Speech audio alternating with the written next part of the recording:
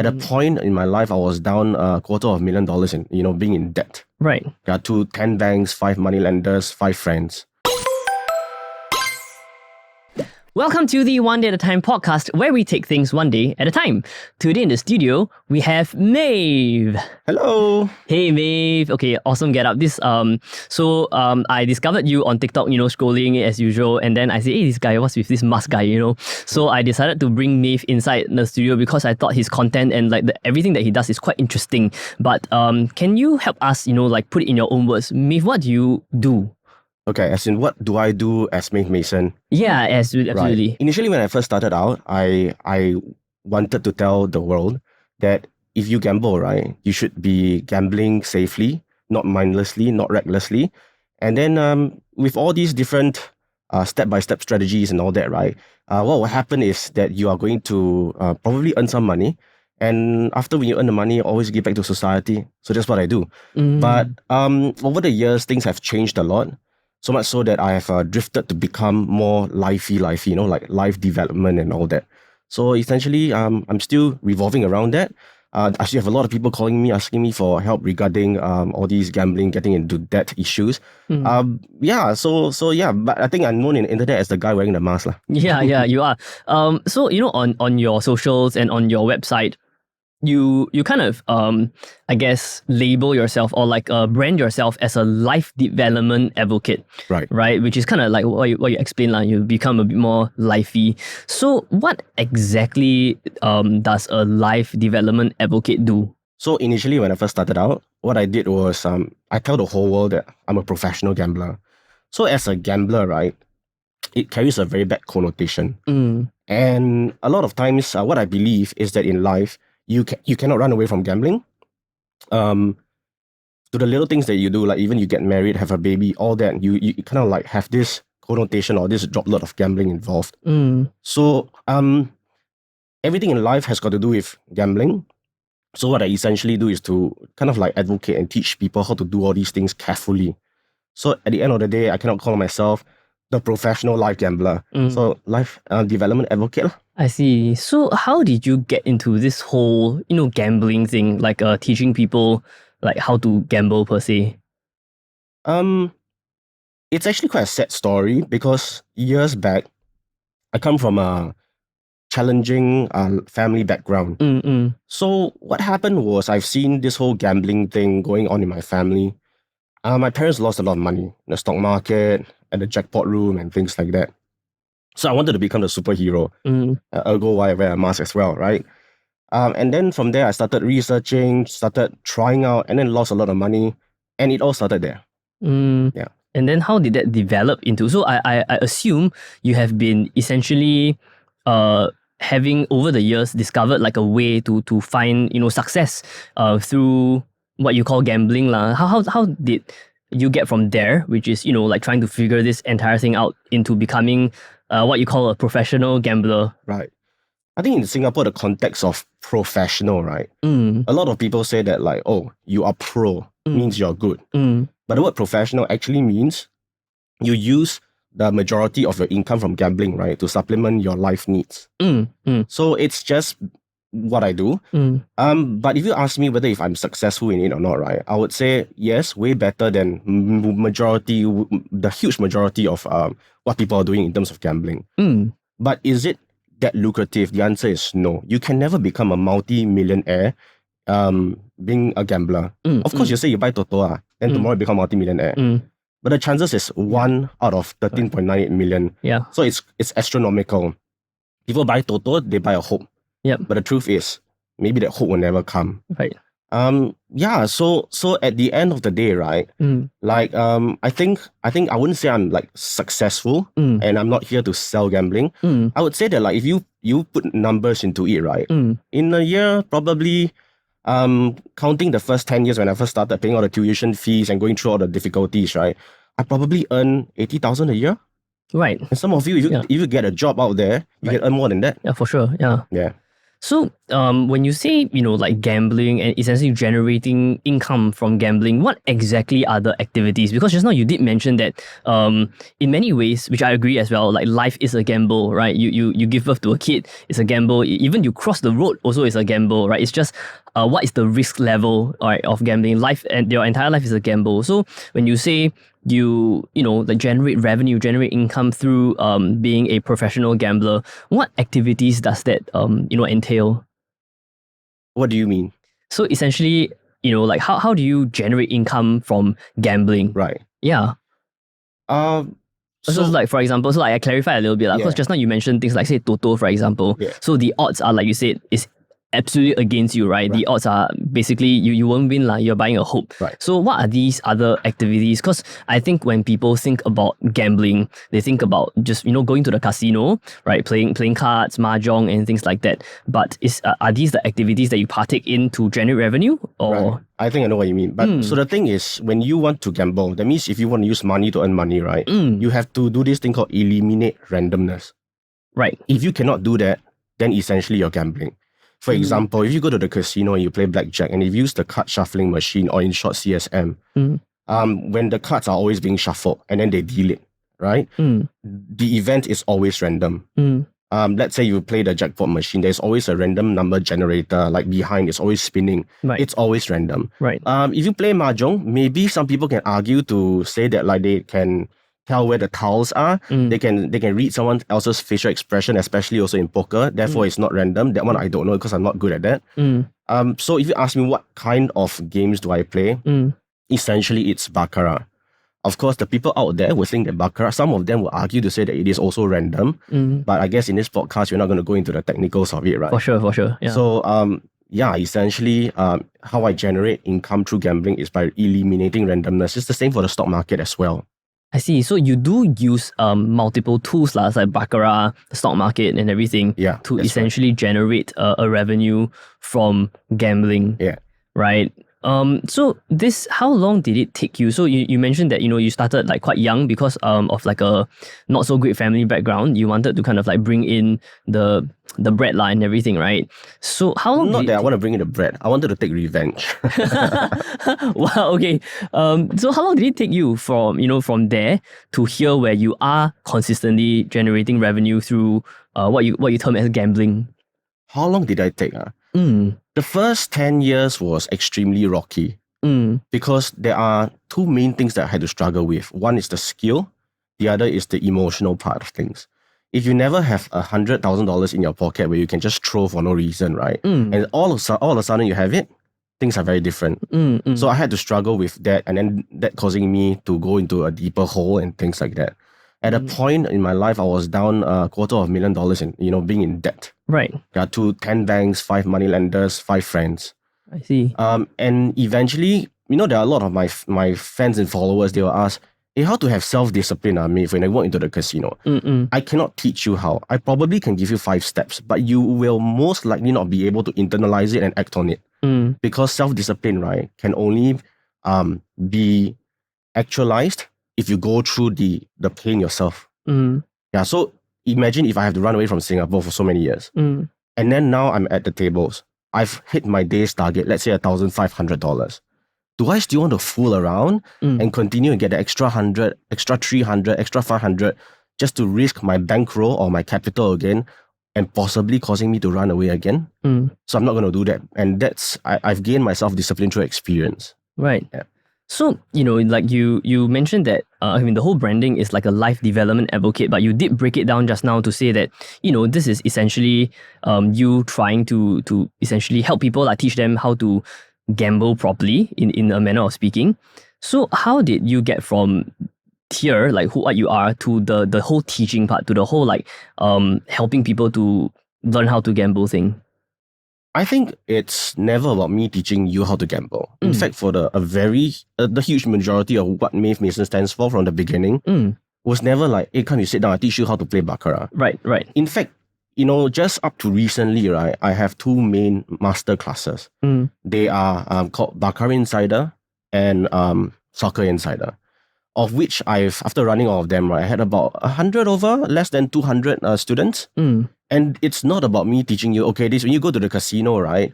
This is what you do, then you can become a millionaire. It's not a guru thing. I always tell them there's no upselling, there's no like another $10,000, $20,000 course. You come in, don't even call it a course actually. Right. They come in to listen to my life experience in the world of baccarat, in the world of soccer trading, for example. And I always say it's like me opening that door for you. When you go into the room, you can decide whether if you want to take this path or not. Yeah. So so if you ask me how did I, jump into the teaching side of things, right? I don't think I ever really did. But if you can look at my content, right, you will realize that a lot of them is talking about, hey, this guy, he's very rich. He tip, a lot of, because he won a lot of money in the casino. Then he started tipping everyone. And so he's the biggest tipper, right? But at the end of the day, he lost, and why? So if you look through my content entirely, right, you will never have this feel that like, oh, I want to be a Mave Mason. I want to go in, take out all my money from the bank account and start playing baccarat and all that. Even the people that come for my classes, I need to interview them first. Right. Like, for example, why do you want to come to my class? Is it because you love the game of baccarat? Welcome. Is it because you're in debt and you want a way out? Then don't come, because life doesn't work that way. Yeah. Understand. Yeah. So it's quite clear now. So essentially, you're not like exactly like how you termed it. You're not the guru trying to generate income from teaching people how to do this, right? You're essentially sharing your passion for the craft lah. In some ways, the how you define that craft it can be quite different. How everybody defines what the craft actually is can be quite different. But there is some kind of value there that like you said, you have to interview these people, and if they are doing it for what you deem to be the wrong reasons, then you don't feed them the information because it could be quite detrimental to their lives, right? Yes, yeah. Yeah, so this entire journey as like Mave Mason, right? You kind of like what you brand yourself as, like a life development advocate. How did you suddenly, because I discovered you because you started your own podcast. Right. So how did this thing, right, kind of evolve to you starting a podcast? How? I think the first thing is this. I think I used to be all the while for the past 6 to 7 years, I'm always a content creator. But I failed in a lot of different content that I've tried to start. Then after that, I have to close them down. I've done cooking content before, travel content. Like when people go for holidays, right? Then I give them itinerary and things like that. But they all fail. So I'm the guy who posts a video on YouTube and I'll get like probably 12 views. And later on, when I started Mave Mason, I was, lucky to be able to get to where I am. And I see a lot of very talented creators. And I thought that I wanted to give them some exposure. Right. I just thought that like I know the struggle and I thought that like they deserve it. That's the main reason why I started it. I see. So like the whole Mave Mason and the podcasting has nothing to actually do with the main thing you do as Mave Mason when you first started, which is like this whole life development advocate thing. It's really to kind of revive your whole content creation journey and to allow other people to have a platform to share what they do. Kind of like, you mean the podcast? Yeah, the podcast. Well, I wouldn't say exactly like that, but because you see, if I say that like gambling is in everything, it's almost like a cliche, right? And the whole podcast thing, right? It's actually called Unfiltered. The podcast is called Unfiltered, right? And for example, the last guest that I have on is Gray Ying, and Grace was sharing about like how when she's basking, how much she can earn, and then the crazy things that she will experience. These are things that you don't hear, right? And I think I want people to have like a deeper aspect and a deeper look or outlook in life, to hear things that they've never heard before and try to piece things together and they understand, oh, if I do this, it'll be like that. So actually, in many ways, that is in line with your entire, I don't know what to call it, like objective as like a life development advocate. Because if you have like what you mentioned, a deeper outlook and perspective in each individual niche or in life in general, you can make better choices lah, right? Which is what kind of you're doing, right? To allow people, to help people to make better choices in life, in the little daily decisions. Yeah. Right. You know, like I always term that human beings got two kind. The first kind, right, is the unconscious kind. The other one is the conscious. I really mean unconscious and not subconscious. When I say conscious, right, it means that like you're awake today, you're mindful about everything. You know that like today is a precious day because you're alive. You can breathe, you can see the sun. And you know that like exactly where you're headed to. You're not like wake up, wow, shit, I didn't make my bed, I got no mate. Right, I'm bored of life. I don't know what to do. I feel like dying. You know, things like that. And so because they don't have that meaning and that purpose, a lot of them would tend to turn towards things that will give them some overstimulation. For example, drugs. For example, gambling. For example, womanizing and things like that. So that's why when I started the podcast, or even for what I do in Mave Mason, I'm trying to get these unconscious souls, right, to become conscious of what they do. And you know, for you, I think that you lead life extremely in an extremely meaningful way. Don't you think like today you wake up, you say, hey, you know, I'm gonna have this podcast with this Mave Mason mask guy. Like you look forward to something. Oh yeah, for sure. And it feels great to live like that. And that's what I'm like trying to do. But a lot of people in the world of TikTok and the world of internet thinks that like, I guess two main things. They think that I'm selling something. Right. And the other thing is that they think that like I am promoting gambling. Right. Yeah. I can also understand why there could be a misconception, right? Because on the fortunately or unfortunately, the internet and like social media platforms have enabled people to do many things and reach many people. And unfortunately, there are a lot of all these gurus out there that claim to be able to help people, but you know how it is lah. Like you describe the entire process, right? They sell you like a $10,000 course, and then after they upsell you to the $50,000 course and whatever it is, and I guess that doubt, right, comes from having a lot of these things online. So you know when someone like you, Mave Mason, pop up, or whatever content creator lah, you know, like no matter what content you're creating, there could be a lot of doubt in people's minds, like, hey, what is the real objective of this guy doing this, right? Because we're all a little bit doubtful lah because of the landscape, the digital landscape these days, like you described. But for you, I really like how you describe it just now, which is that, you know, the goal is actually very simple lah. Is that for you, the goal is you want to wake up every day and feel like excited, right, to live life, to be content and everything. And it's the same for me, right? Everything that I do, my life goal is also quite simple lah. I just want to wake up every day and look forward to the day, and then the next day, and then the next day. That's really the life goal. And I wasn't always like this, like what you described just now, that I was maybe not very conscious, right? Like most people, we are very desensitized from what it means to be alive lah. I don't really know how to describe this. And at some point, maybe some things happen to us that make us like wake up and realize that, hey shit, you know, I haven't really been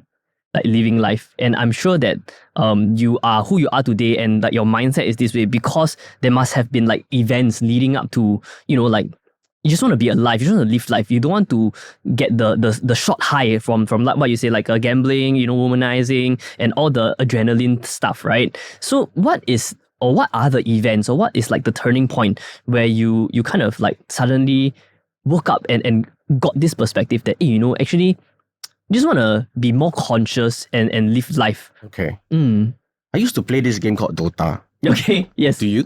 I don't. Right. Yeah. So Dota exists, right? For all of you out there who understand what Dota is. There's this character called Queen of Pain. Okay. And when I played that character, I told myself I can be the King of Pain. Because ever since when I was young, I was an abused child. So I've seen things like 3/4 of a toe ever come off before my mom's eye bled. You know, there were just like even my dog had to commit suicide, you know. My grandmother also tried to commit suicide, almost jumping off the window. My helper have to pull her back. She took like her pills together with rice wine, you know, and things like that. I'm just so sick and tired of being in this atmosphere of fear, anxiety, pain. And I asked myself one day, right, like what's on the other side? And I wanted to see what there's on the other side lah. But problem is when you are a child and you go through all that, you become a very careful human being. Like whatever you do to me, I need to read your facial expression first. What you say, where you put your punctuations, what kind of vocab that you use, what kind of words you use. Then I'll try to become your friend. You know, like you have to be so super careful. So when I got out there, right, I had to be number one. I had to be very good at what I do, and that's why eventually I also failed, right? And that's when I realized, forget it, man. It's time to find happiness, and that was the turning point. I see. So I mean, your upbringing lah, or like your journey to become an adult is quite. It's a bit of a journey lah, right? I It mean, is. like the thing you said that even your dog had to wanted to commit suicide. Committed. That means is a bit. She jumped down. She really jumped. Because the whole vibe of the environment is just so bad that even the animal can feel Yeah. I cannot imagine what that must feel like. And I think quite unfortunately also there are a lot of people in the world that are kind of like forced and they're born into an environment like this, like you. But for you, thankfully, you have that will lah to manage to kind of like you want to make a difference in your own life. So in your experience in like, you know, dealing with people and going through this thing, helping other people as well, what would you say to someone, right, who might be in your shoes previously, right? Basically, like there's so much negative energy in the life and it's just in a very dark hole and you don't really know how to crawl out of it. What would you say is like the thing you would tell them? You know, before coming here today, right, I was in the car with my staff. He's from Kenya. And we both kind of like own a writing company. So we write content for people. We even write university assignments and things like that, okay? Okay. That's another story. Don't read too much into it, okay? Okay. But all he does every day is he wakes up and he starts typing away. And I ask him, do you feel sometimes your life is meaningless when you wake up because all you have to do is just to write and write? He said, yeah. Sometimes when I wake up, right, I feel like I don't have the strength to even write 1,000 words. Sometimes when I wake up, I feel very, very powerful. I can write a whole dissertation within one day. And I say, yeah, so you feel the drag, right? What is that one thing that you can do on a daily basis? Could be a profession, could be your work and all that. What's that one thing that you can do to make you feel that like you're not working, to make you feel like you're within your sphere of passion? And then he was silent for 5 minutes. And he said, I never thought of that before. He said, because for all my life in my country, it's about survival, you know? Like I was in China for 5 years. I went to the rural villages and all that. All they want to know is tomorrow can I find bread to eat or not? But in Singapore, it's not like that. So what I want to tell these people is that they have this one chance, right? To be conscious, to be alive, to be able to fulfill their dreams, passions, to find their meaning and purpose in life. Find it, you're not very wasted. You're given that chance. So it's not going to be easy. You will fail.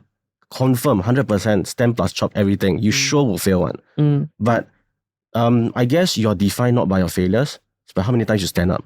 Dude, that is definitely going to be a clip because yeah, I mean it's I 100% agree with you. I mean I reckon you have more life experience than me lah, like for sure, right? But I have also gone through enough of what you call like failures and stand up enough times for me to be conscious about this, to realize that, hey shit, actually the way that I have been living life, or like most of us have been living life or taught to live life, is wrong.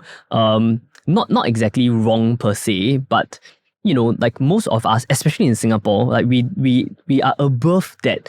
Where is the food gonna come from tomorrow kind of thing? Most of us are privileged enough that at least we're gonna have our next meal, whether it's Thai fan or it's restaurant is another thing lah, right? But at least we're gonna have some semblance of a next meal, most of us.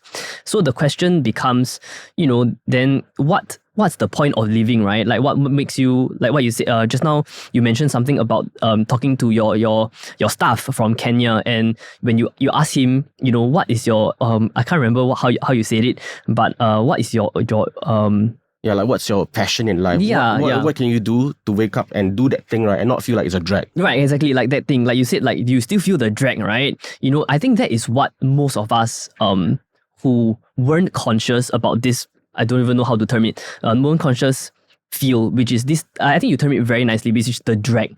It's like the drag to get out of bed, the drag to get to the office, the drag to basically do it. And some of these people who feel the drag can be, in the eyes of society, very successful, making 50,000, 100,000 per month kind of thing, being like a shipbroker, a trader, like a banker, kind of thing, right? It's very possible, but most people still feel the drag.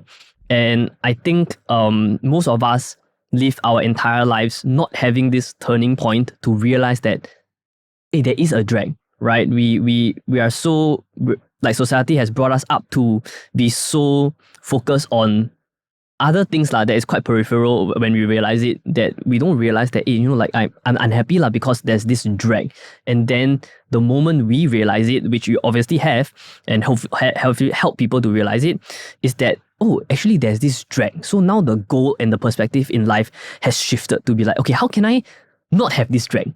Which is quite straightforward. And you were talking to your staff, and the question that you asked was, what is the one thing that you can do, you're passionate about, that has no drag, basically? And the journey, then it becomes the journey to get there, the journey to find this thing that allows you to have no drag. And in this journey, as you described, we will fail many times, because there is no magic thing that we say, oh, I'm passionate about cooking, and then you try it and maybe you're not so passionate about cooking after all. So it takes a while to get there, right? To find what you term the activity that you do that has close to no drag, right? No friction. You can just, no inertia. You can just, boom, you love doing it, you want to do it, and you look forward to continue to do it. So for you, right, if you had to summarize and describe what this thing is, what is it actually? Like for me personally, for you personally. the thing that I like to do with no drag. Yeah. Okay. So this was the continuation of my conversation with my Kenyan staff. Okay. I say for me, it will be content creation. So I can plan for it, not thinking that it's work. I can go and film it, not thinking that it's work. I can then edit it, not thinking that it's work. And then I can upload it and then interact with whoever that comments, Right. not thinking that it's work. Right. And I can do that for the whole day. So, and unlike you have like a whole like army of content creation, like not only employee staff, colleagues, partners, and equipment. I really only have one iPhone, one mic. That's all. An iPhone and a mic. I film all my content with that. Right. And yeah, that's within my passion, lor. But the thing is, I think the truth also is not everyone can be able to get a rice bowl through their passion, which is why when a lot of people watch this podcast, they will say whatever I'm saying, right, is the best case scenario. But what happens if, let's say, my passion is in singing, then I cannot like sing very well, or maybe I'm really too ugly already. Then I go to the bar, people want to throw their wine glasses at me. Then what can I do? So I'm going to be an engineer, but I don't like being an engineer, but it pays the bills. Yeah. So that's, I guess it's about finding the balance. Yeah, I mean, what you talk about just now, about how passion, whether your passion can feed you or not, basically. I don't know what your personal belief is, but I would love to have a discussion about this, right? So essentially, my personal belief, right, is that if you are passionate about, the baseline is that if you are passionate about something, you should pursue it. Just to what degree, right? Whether that thing can become your main rice bowl or not, but you should pursue it, because I think the fundamentals of it is that if you're really that passionate about it, you will put in the hours. Like for you, like you mentioned, like I have a team, like, I have a team behind the camera, and we work on this together, because we want to journey in this thing together. But you are basically one guy with a phone and editing software, and that's it. And with that passion, you still are able to like shit out content that is engaging, right? I mean, to me at least, it's engaging, and that's why I follow you. Thank you. Right? So it takes what I like to call putting in the hours. So like my personal belief in my short 28 years of trying to like be conscious and live life, right, is that if you put in enough hours and you're passionate enough, I don't believe if you spend a few hours doing this thing that you're passionate about every single day, after 5 to 10 years, you don't get good at it, right? And when you get good at it, right, it's hard to believe that you cannot generate revenue from it. The only question is how much you generate, right? And like barring everything else, like the whole like business sense and like learning how to generate income from like what you love and things like that, if you are, in my personal belief, is that if you're able to find that passion, which is very hard to begin with, right? If you're able to find that passion and continue to put in the hours, and even if you don't generate revenue from it, right? The ROI is happiness, or you enjoy doing it so much. And my personal belief is if you love it and you're happy and you keep doing it, I find it very hard to believe that over the years, right, you cannot turn it into some sort of revenue generating activity, because I've seen so many people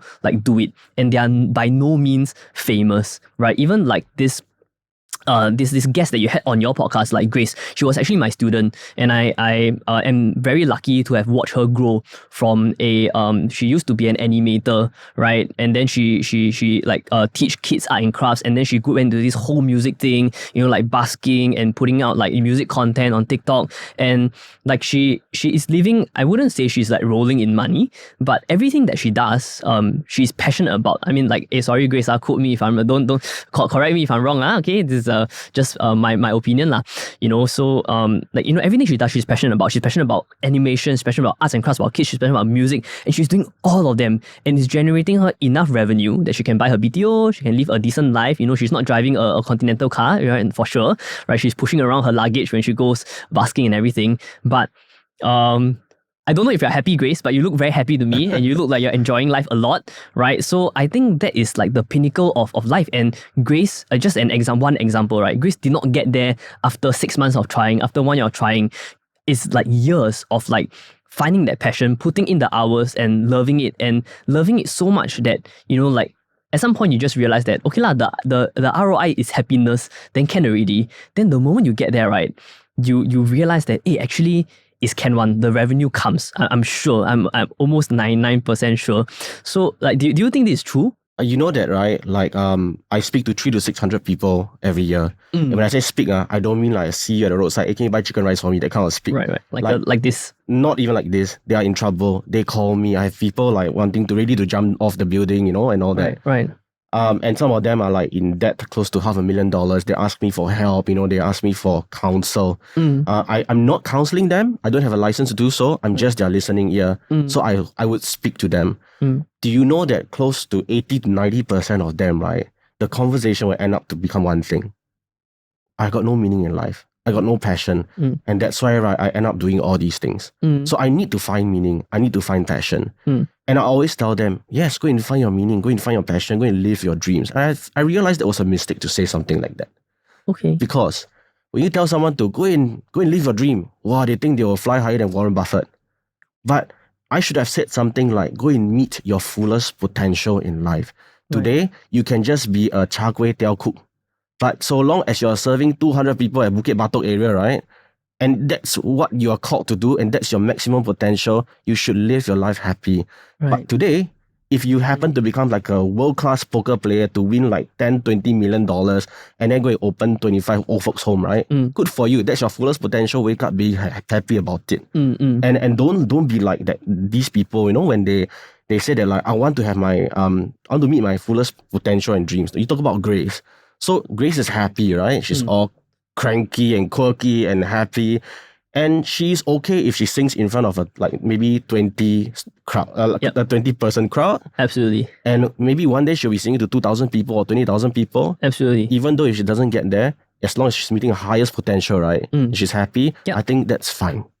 Yeah, absolutely. I agree. And you know, just now you were talking about how you meet a lot of people and they come to you for help, and you talk about how basically you tell them to live their dreams. But I guess the word dream is very poorly defined, right? It's a very broad term.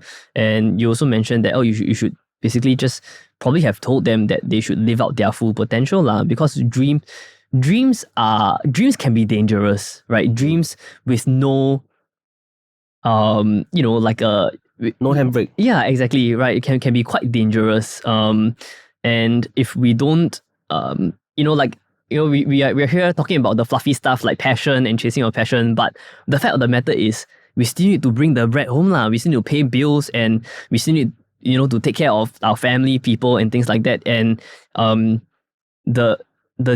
dreams can be very dangerous because, you know, like when we tell people something like, hey, just go and live your dream, right? Maybe somebody sells his 5-room flat and like so bets everything on like a bubble tea business or something, which I'm sure has happened, like for sure. Yeah. And then, you know, F&B, the chances of failing is like 95% or something like that. So like the odds are not in your favor. You're not eliminating the randomness, like what you mentioned just now, right? So that's not making a very calculative choice, but that is, to some people, living the dream. So I guess living the dream can be further broken down and be defined as kind of like what we're talking about here today, which is that it's not about the fluffy stuff, like, you know, like soar higher than Warren Buffett or whatever. It's just really about, you wake up, are you excited about what you do, right? Be it like cooking char kway teow for 200 people or like basking on the streets. And if you are happy, right, you are happy and you're generating enough income, then that is the dream. That's like, how many people can say, I wake up every day, I'm happy and looking forward to what I do, and I'm generating enough income to feed myself and my family, and I'm happy. I think not many people, right? Yeah. Not many people, because like what you mentioned, which I really like how you put it, which is that people are just not conscious about the drag. And that's why you don't even feel like there's a drag, but there is indeed this drag. And I think, you know, generally, people who are already in that hole, like the people who come to you, the perspective of life has already been so dialed down that you can't even see this passion thing anymore. It's like, what the heck is passion? Passion can eat one, you know, kind of thing, right? That you become very cynical. So like, I'm quite curious to know that, you know, have there been like many examples or multiple people that they call you, they're in trouble, then maybe you talk to them a little bit, and then a couple of years back, they call you back and say, hey, Mave, you know, like, this is what I did, and I'm in a much better place now. Like, has there been like situations like that? Success stories? There was one time I was doing live, and then there was this young boy, I think he was at that point 19 years old, and he just said, thank you for the phone call, that you have no idea how you saved my life. And when I read that, right, I was like, wow, thank you very much for saying it. It just made my day. I also have situations where people were ready to live their life as a full-time gambler, but after hearing my story and showing them what's behind that door, they stopped. There are a number of success stories in that sense that, you know, I don't handhold them all the way. I don't mentor them, For sure. because I don't have that time, and if I wish I do. But generally there are success stories. But I can tell you for a fact, the truth is, there are more like failure stories than success stories. And that's the thing, right? In life, we talk about, you say you don't want to just talk about the fluffy stuff. So the truth is, right, the moment in life, we live in a very unforgiving world. The moment sometimes when you fail, you can stand up again, that's fine. But if you do that again and again and again for your entire life, right, and suddenly you realize you got this epiphany, right, to say, I want to stand up, and by that time you may be paralyzed already. There is a chance where there is no turning back. So for the people out there who are listening to this, if they feel that like they're procrastinating, they don't want to stand up today, I think you better stand up today, man. Right. Because you may not turn back, be able to turn back time. Right, absolutely. I mean, there's only today lah. We don't know what's gonna happen tomorrow, right? Which is the way that I personally choose to live life also, because you know, like the whole society, I don't really know how to term it also lah, but the whole like upbringing society is like you know, you work hard, then like at 65 years old, right, you can finally retire and travel the world, and you know, like enjoy life, or like if you want to aim for early retirement, maybe even by 40 you can retire, you know, kind of thing. But so my personal experience is I was in and out of the hospital for quite a while because of a health condition, and that made me realize that, hey, shit, man, I cannot be happy 10 years later. I need to be happy like now, because I don't know if I have 10 years later or not. And it's because of that incident that made me realize that, right? And for you, it's a different situation lah, but like people who become conscious probably have some kind of detriment in their life that made me realize that, hey, shit, man, you know, like I cannot pursue this happiness thing like 20 years later when I got $1 million in assets or whatever. I need like now, right? Whether I ever get to like my 1 million, 2 million or whatever, it doesn't matter anymore. I just need to live and be happy today, now. Can I share something with you? You know, right, that my father has got friends in high places. They are family friends lah. There's this one guy, I cannot share the details, but so you gotta make do with this, okay? Okay. So this one guy, right, he owns a very powerful watch distributorship. Okay. He's got many landed properties, many condos and all that. One day he invited my dad to his condo. And it was at the 20 over stories, lah, And then he started talking and he told my dad, say, hey, I think I'm depressed. I would like to kill myself. My dad was like, you siao ah, you got so much money, your kids, right? They all grow up ready, you're gonna get married and all that. You want to kill yourself? Don't talk nonsense lah. Come, go down and drink kopi with me. And then my father left first. Next moment, he just jumped. Yeah, this guy's really rich. Another person, public listed company director, and that means he owns the company. Right. It's a family business. Singapore got not many public listed companies that they are like family ran. Yeah. He's a great guy, and recently he was down with depression and he's so thin, and my dad talked to him and said, hey, relax, don't, same thing. You're so rich, a lot of businesses, got a good wife. And then my father was eating and he was telling me like all these stories. Then I said, do you know that the richer you are, the more depressed you will be? Because now, right, the normal Singaporeans are always trying to make ends meet. So they wake up, they got one purpose, and that is to pay electricity bills, get my son and my daughter to school, give my wife allowance and all that. But when you're up there, everything is already on a platter for you. Then what is there to chase after? And that's why it's so dangerous to not have a true passion and a meaning and a purpose in life. Because even you got money, right, all the more you end up in some drug rehab, or worst of all, you may end up killing yourself. The money enables you for the vices also, right? Yes. Yeah. And that's another thing altogether. Because, right, when you go for all these vices, you'll come a point where it's sian already. Yeah. Then you search for the next high, and then you'll for sure crash at some point. The next high will be a needle. Yeah. And then after that, when there's nothing else, you'll ask yourself, hey, what's over on the other side? That means if you believe in an afterlife, this life I see already, sian already. What's on the other side? And that's why people end up dying, lor. Yeah, money is really it's an object, like it's the means, right? At the end of the day, like kind of what we're discussing today, if there is no meaning in what you love to do, passion and things like that, then no matter how much money you have, it's also meaningless lah. And that's why people like the stories that you shared. I believe them to be very real, and I think they happen everywhere in the world, right? So one last thing I wanna ask you is that when you first started Mave Mason, and I mean I can kind of imagine why also, but I just wanted to hear it from you. When you first started Mave Mason and your podcast and like being on camera and everything, you always put on a mask, right? Is there a reason why you choose to hide your identity? Yeah, too ugly already. Low self-esteem.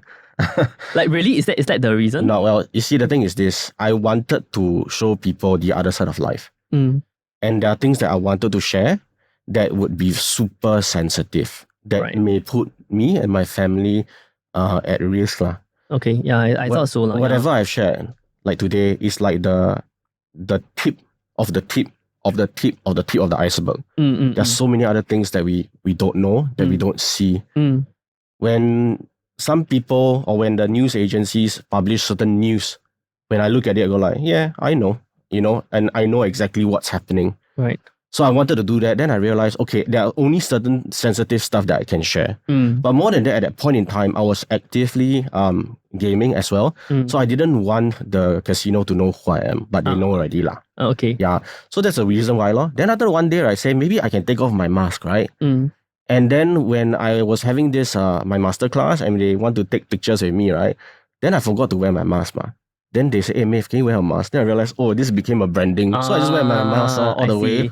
Yeah. So I thought so. I thought because what you are sharing and what you're doing can be quite sensitive, right? You might be sharing certain things that might put your life and the loved ones at risk. That's why you wear the mask. That's what I thought. But I just wanted to hear it from you. But I guess now it has become the whole branding thing for you, right?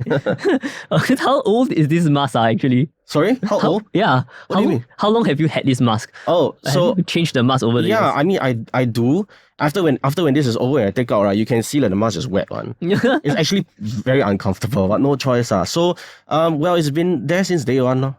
Yeah, because it does look like it's been with you for a while. Went through the thick and thins, right? Yeah, man. Yeah, man. Awesome. Hey, thank you so much for sharing, Mave. You're most welcome. It's quite rare to find people with this perspective, but the more I talk to people, the more I invite people, and I realize that people who are happy and content share, might not be 100% the same, but share a similar approach, similar mindset, as what you very, very nicely described. It put it very, very affluent, very, very like accurately in words, I feel. And I think I hope that, you know, whatever that we are talking about today can help someone, or maybe can be that turning point for them to move towards being conscious, right, about what it means to live life and be alive and all that. So if anybody would like to connect with you, right, and like find out more about what you do as Mave Mason, where can they find you online? They can just go to mavemason.com. Everything is there. Nice. So you have your TikTok, your all your content and all your details are there. Everything is there. Awesome. Yeah. Mave Mason. Or they can just Google Mave Mason. And you will definitely pop out, right? Yes, yeah, I thought so, international because I did that. Okay, thank you, Mave. Thank you for having me. spending time with me today. I really appreciate Pleasure it. is mine. And we'll see you next time on the One Day at a Time podcast. Peace.